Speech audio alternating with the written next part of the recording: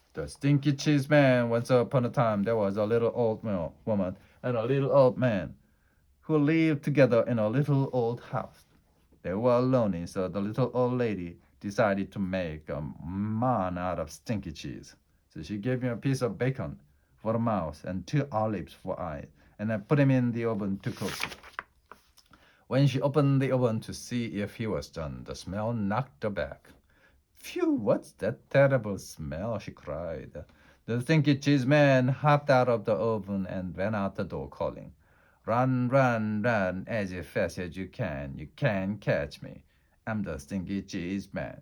The little old lady and the little old man sniffed the air. "I'm not really very hungry," said the little old man. "I'm not really all that lonely," said the little old lady. So they didn't chase the Stinky Cheese Man. Stinky Cheese Man ran and ran until he met a cow eating grass in a field. "Wow, what's that awful smell?" said the cow. The Stinky Cheese Man said, "I've run away from a little old lady and a little old man. I can run away from you too, I can. Run, run, run as fast as you can. You can't catch me. I'm the Stinky Cheese Man." The cow gave another sniff and said, "I bet you could give someone 2 or 3 stomach aches. I think I'll just eat weeds." So the cow didn't chase the Stinky Cheese Man either. Stinky Cheese Man ran and ran until he met some kids playing outside school.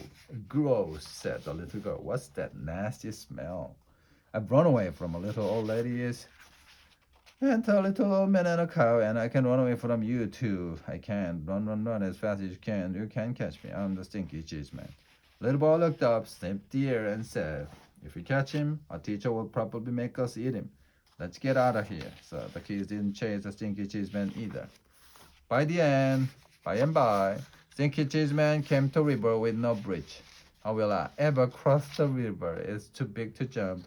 And if I try to swim across, I'll probably fall apart," said you know who. Just then the sly fox, who shows up in a lot of stories like this, poked his head out of the bush.